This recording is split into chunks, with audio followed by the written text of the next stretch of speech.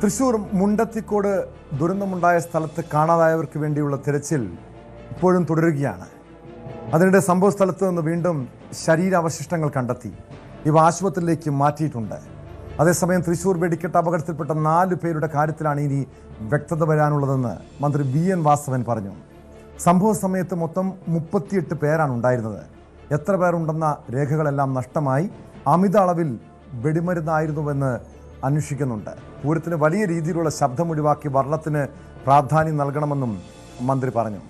അതേസമയം ആർഭാടങ്ങൾ ഒഴിവാക്കി പൂരം നടത്താൻ ദേവസ്വങ്ങൾ കഴിഞ്ഞ ദിവസം തീരുമാനിച്ചിരുന്നു. ആചാരങ്ങൾക്ക് പ്രാധാന്യം നൽകിയാകും പൂരം. നാളെയാണ് പൂര വിളംബരം. CV അനുമോദ് ചേരുന്നുണ്ട് തൃശ്ശൂരിൽ നിന്ന്. അനുമോദ്, ഇപ്പോഴും ഈ ശരീരാവശിഷ്ടങ്ങൾക്ക് വേണ്ടിയുള്ള തിരച്ചിൽ തുടരുന്നു. എത്ര പേർ ഉണ്ട് എന്ന കാര്യത്തിൽ സർക്കാർ പറയുന്ന കണക്ക് 38 പേരാണ്. അതിലിനിയും ആളുകളെ തിരിച്ചറിയാനുണ്ട്. അവിടെ ആരൊക്കെയാണ് ആ സ്ഥലത്ത് ആ സമയത്ത് അപകടം നടന്ന സമയത്ത് ഉണ്ടായിരുന്നതെന്ന് സംബന്ധിച്ചുള്ള ഒരു വ്യക്തമായ കണക്ക്, കൃത്യമായ രേഖകൾ സർക്കാരിന് ലഭ്യമായിട്ടുണ്ടോ? അതോടൊപ്പം ഇന്നത്തെ തിരച്ചിലിൽ എന്തൊക്കെയാണ് അവിടെ നിന്ന് കണ്ടെത്താൻ കഴിഞ്ഞത്?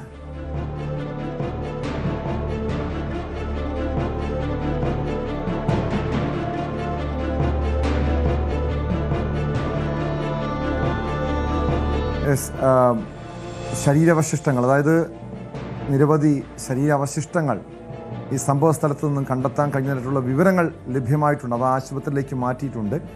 ഇപ്പോഴും എത്ര പേർ മരിച്ചു, എത്ര പേരെ കാണാതായി, എത്ര പേരുടെ ജീവൻ നഷ്ടപ്പെട്ടു തുടങ്ങിയ കാര്യങ്ങളൊന്നൊരു വ്യക്തത, കൃത്യമായൊരു കണക്ക് ലഭ്യമായിട്ടില്ല. കാരണം അത്രയധികം ചൂടായിരുന്നു. അതിൽ ഈ അവശിഷ്ടങ്ങൾ ദ്രവിച്ചു പോയോ എന്ന് പോലും സംശയമുണ്ട്. പക്ഷെ അതിനിടെ ചില ആളുകളെ കാണാനില്ല എന്ന് കാട്ടി ബന്ധുക്കൾ പരാതി നൽകിയിരുന്നു.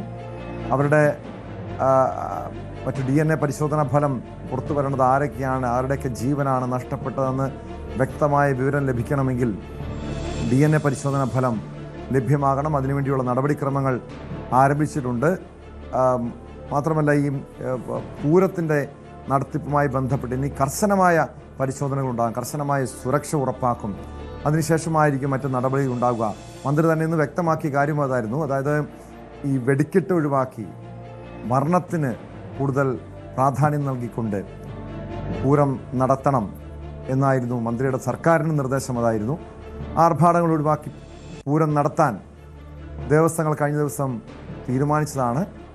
അതായത് വെടിക്കെട്ടൊക്കെ ഒഴിവാക്കി ചില ആചാരപരമായിട്ടുള്ള നടപടികൾ മാത്രമായിരിക്കും പൂരവുമായി ബന്ധപ്പെട്ടുണ്ടാവുക.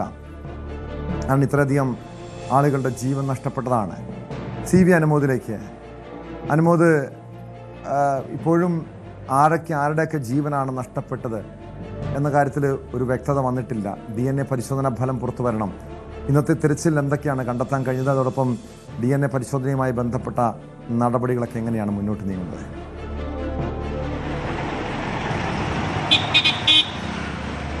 ടോം, കഴിഞ്ഞ ദിവസം വൈകുന്നേരം ഈ ഒരു പരിസരത്ത് നിന്ന്, അതായത് മുണ്ടത്തിക്കോട് സ്ഫോടനം നടന്ന ആ മേഖലയുടെ ഏകദേശം ഒരു 400 മീറ്റർ അകലെ നിന്നും ഒരു തല കണ്ടെത്തിയിരുന്നു.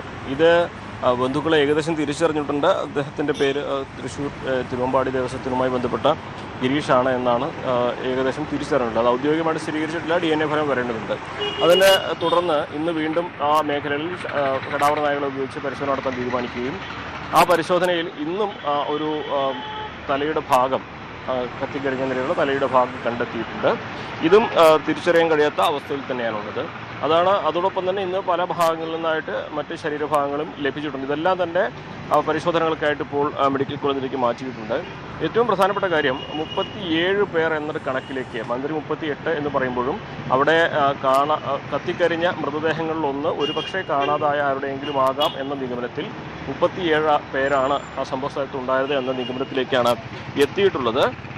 ഇതിൽ ഇന്നലെ തിരിച്ചറിഞ്ഞ ആ മൃതദേഹം, അതായത് തല ഗിരീഷിൻ്റേതാണെന്ന് സ്ഥിരീകരിച്ചാൽ ബാക്കി 3 പേരെയാണ് ഇനി കണ്ടെത്താനുള്ളത്. സുരേഷ്, CA, അഭിജിത്ത്, വിഷ്ണു, അങ്ങനെ 3 പേരെയാണ് ഇനി കണ്ടെത്താനുള്ളത് എന്നാണ് കണക്കുകൾ പറയുന്നത്. ഒപ്പം തന്നെ 3 ദിവസം എടുക്കും DNA പരിശോധനാ ഫലം വരാനെന്നാണ് അറിയുന്നത്. ഇത് ഇന്നലെയാണ് അത് കൊണ്ടുപോയത്. അപ്പോൾ നാളെയോ മറ്റന്നാളോ ആയിട്ട് ഈ DNA പരിശോധനാ ഫലങ്ങൾ ലഭ്യമാകുമെന്ന് തന്നെയാണ് നമുക്ക് മനസ്സിലാക്കാൻ കഴിയുന്നത്. ഇപ്പോൾ ചികിത്സയിലുള്ള അതിൽ 4 പേരുടെ നില, ചികിത്സയിലുള്ളതിൽ 4 പേരുടെ നില അതീവ ഗുരുതരമായ അവസ്ഥയിൽ തരുന്നത് ഒട്ടും മെച്ചപ്പെടാത്ത സാഹചര്യം തന്നെയാണുള്ളത്. അത് ആശങ്ക നൽകുന്ന ഒന്നാണ്. ഇന്നും ഈ വൈകുന്നേരം വരെ മുണ്ടത്തിക്കോട് മേഖലയിൽ തെരച്ചിലുണ്ടാകുമെന്ന് തന്നെയാണ് അറിയുന്നത്. മറ്റൊരു പ്രധാനപ്പെട്ട ഒരു കാര്യം, ഈ തെരച്ചിൽ നടത്തിയില്ലെങ്കിൽ അവിടെ 2 തരത്തിലുള്ള പ്രശ്നങ്ങളാണ് ഉണ്ടാകാൻ പോകുന്നത്. ഒന്ന്, പ്രിയപ്പെട്ടവർക്ക് വേണ്ടി കാത്തിരിക്കുന്ന അവരുടെ ശരീരാവശിഷ്ടങ്ങളിൽ ലഭിച്ചാൽ അന്ത്യകർമ്മങ്ങൾ ചെയ്യാൻ കാത്തിരിക്കുന്നവർക്ക് അത് ലഭിക്കേണ്ടതുണ്ട്. അപ്പോൾ അത് അനന്തമായി നീളുന്നൊരവസ്ഥ. ഈ ലഭിക്കുന്ന ശരീരാവശിഷ്ടങ്ങളിൽ നിന്ന് DNA ലഭിച്ചിട്ട് വേണം അത് കണ്ടെത്തുവാൻ. അതൊന്ന്. രണ്ടാമതായിട്ട്, ആ ഒരു മേഖലയിൽ പല ഭാഗങ്ങളിലായിട്ട് ചിതറിച്ചെറിച്ച ശരീരാവശിഷ്ടങ്ങൾ, അതൊക്കെ തന്നെ ഇപ്പോൾ ഗന്ധം വരാൻ തുടങ്ങുന്ന അവസ്ഥയിലായിട്ടുണ്ട്. 2-3 ദിവസം പിന്നിട്ടതോടെ അളിയുന്ന അവസ്ഥയാണ്. അതൊക്കെ തന്നെ പട്ടികളും മറ്റും കടിച്ചെടുത്ത് പല ഭാഗങ്ങളായി കൊണ്ടുപോയിടുന്ന ഒരവസ്ഥയുണ്ട്. ഇന്ന് തന്നെ മുണ്ടത്തിക്കോട് പ്രധാന റോഡിനോട് ചേർന്ന ഒരു ശരീരാവശിഷ്ടം കിട്ടിയെന്നാണ് പറയുന്നത്. അത്രയും ദൂരത്തേക്കൊന്നും പൊട്ടിത്തെറിയിൽ എന്താണെങ്കിലും ഇത് തെറിച്ചു പോകാൻ സാധ്യതയില്ല. അപ്പോൾ അത്തരത്തിൽ മറ്റ് ജീവികൾ, പട്ടികളും തെരുവ് പട്ടികളൊക്കെ ഇത് പലയിടങ്ങളിലായി കൊണ്ടുപോയിടുന്ന ഒരവസ്ഥ കൂടി വരുമ്പോൾ അത് ആ ഒരു മേഖലയിൽ ജീവിക്കുന്നവർക്ക് വലിയ ബുദ്ധിമുട്ടുണ്ടാക്കുന്ന സാഹചര്യം തന്നെയായിരിക്കും ഉണ്ടാക്കുക. അപ്പോൾ അതുകൊണ്ട് തെരച്ചിലിൽ പരമാവധി ഇത് കണ്ടെത്താൻ തന്നെ ആണ് അധികൃതരുടെ ശ്രമം. അതിൻ്റെ നടപടികളാണ് പുരോഗമിക്കുന്നത് കേട്ടോ.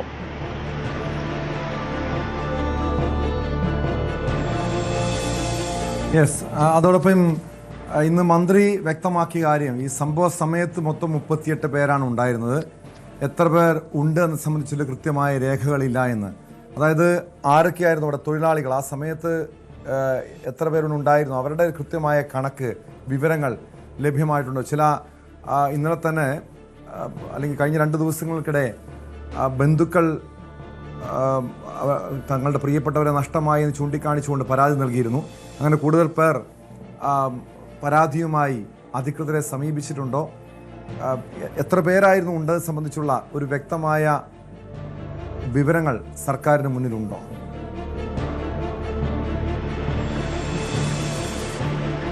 തീർച്ചയായും മന്ത്രി 38 എന്ന് പറയുമ്പോഴും പോലീസിന്റെ കണക്കിൽ ഔദ്യോഗികമായിട്ട് അത് 37 തന്നെയാണ്. ഞാൻ നേരത്തെ സൂചിപ്പിച്ചതുപോലെ ഒരു മൃതദേഹം കത്തിക്കരിഞ്ഞ നിലയിൽ അത് ആരുടേതെന്ന് തിരിച്ചറിയാൻ കഴിയാത്ത സാഹചര്യത്തിലുണ്ട്. നിലവിൽ 4 പേരെ മാത്രമാണ് കാണാതായിട്ടുള്ളത്. മറ്റാരും തന്നെ അത്തരത്തിലുള്ള പരാതികളുമായി വന്നിട്ടില്ല. അപ്പോൾ ഈ കാണാതായതിൽ ഒരാളുടെ മൃതദേഹമാകാം ഒരുപക്ഷെ ഈ കത്തിക്കരിഞ്ഞ നിലയിൽ എന്നാണ് വിലയിരുത്തുന്നത്. അങ്ങനെ നോക്കുമ്പോൾ പിന്നീട് 2 പേരെയാണ് കണ്ടെത്താനുള്ളത്. കാരണം ഇന്നലെ കണ്ടെത്തിയ തല ഈ പറയുന്ന വ്യക്തിയുടെയാണെന്ന് സ്ഥിരീകരിച്ചു കഴിഞ്ഞാൽ, കത്തിക്കരിഞ്ഞ മൃതദേഹത്തിന് DNA സാമ്പിൾ വന്നാൽ ഒരുപക്ഷെ അത് കാണാതായ മറ്റൊരാളുടെ എന്ന് തെളിഞ്ഞു കഴിഞ്ഞാൽ പിന്നീട് 2 പേരെയാണ് കണ്ടെത്താനുള്ളത്. ഇന്നലെ ഫോറൻസിക് മേധാവി ഹിതേഷ് ശങ്കർ ഈ DNA സാമ്പിളിന് അയച്ചതിൽ 29 സാമ്പിളുകളിൽ 2 പേരുടെയെങ്കിലും ശരീരാവശിഷ്ടങ്ങൾ ഉണ്ടാകുമെന്ന് കണക്ക് കൂട്ടുന്നുണ്ട്. അതായത് അങ്ങനെയാണെങ്കിൽ ഈ പറയുന്ന 4 പേരുടെയും ശരീരഭാഗങ്ങൾ ഈ തരത്തിലുള്ള DNA പരിശോധന കൊണ്ട് കണ്ടെത്താനാകും എന്ന് തന്നെ വേണം കരുതുവാൻ. അപ്പോൾ അതിൽ ഒരു അവ്യക്തത ഉണ്ടാകുന്നില്ല. 37 എന്ന കണക്കിലേക്ക് ആളുകളുടെ എണ്ണം അത് നിജപ്പെടുന്ന ഒരു സാഹചര്യം തന്നെയായിരിക്കും ഉണ്ടാവുക. നിലവിലെ സാഹചര്യത്തിൽ കൂടുതൽ ആളുകൾ ഈ കാണാതായി എന്ന പരാതിയുമായി വന്നിട്ടില്ല എന്നുള്ളതും പ്രധാനപ്പെട്ട ഒരു കാര്യമാണ്. ഇനി ഇതിൽ ഏറ്റവും പ്രധാനം DNA പരിശോധനാ ഫലം വരിക എന്നുള്ളത് തന്നെയാണ്. അത് നാളെയോടെയോ മറ്റന്നാളോടെയോ വരും എന്ന് തന്നെയാണ് കണക്കാക്കുന്നത്. അതോടൊപ്പം തന്നെ ഒരു മൊബൈൽ പരിശോധനാ സംവിധാനം തൃശ്ശൂരിലേക്ക് കൊണ്ടുവരാനുള്ള നീക്കങ്ങൾ നടക്കുന്നുണ്ട്. നിലവിൽ 100-ലേറെ ശരീരാവശിഷ്ടങ്ങൾ പല ഭാഗങ്ങളതേ കണ്ടെടുത്തുണ്ട്. അതിൽ DNA കണ്ടെത്താൻ കഴിയുന്ന തരത്തിലുള്ളത് ഈ മൊബൈൽ പരിശോധനാ ലാബിൽ വെച്ച് പരിശോധിക്കും. അങ്ങനെയാണെങ്കിൽ ഈ DNA ഫലം ലഭിക്കുന്നതിനുള്ള കാലതാമസം ഒഴിവാക്കുകയും ചെയ്യുമെന്നാണ് കരുതുന്നത്. എന്നാണെങ്കിലും കൂടുതൽ ആളുകളെ കാണാനില്ല എന്ന പരാതി ഇതുവരെ ലഭിക്കാത്തതിനാൽ ഈ ഒരു അവിടെ ഉണ്ടായിരുന്ന ആളുകളുടെ എണ്ണം 37 എന്ന തരത്തിൽ തന്നെയായിരിക്കും ഉണ്ടാവുക. ഇന്നലെ കമ്മീഷണറും അതുതന്നെയാണ് വ്യക്തമാക്കിയത്.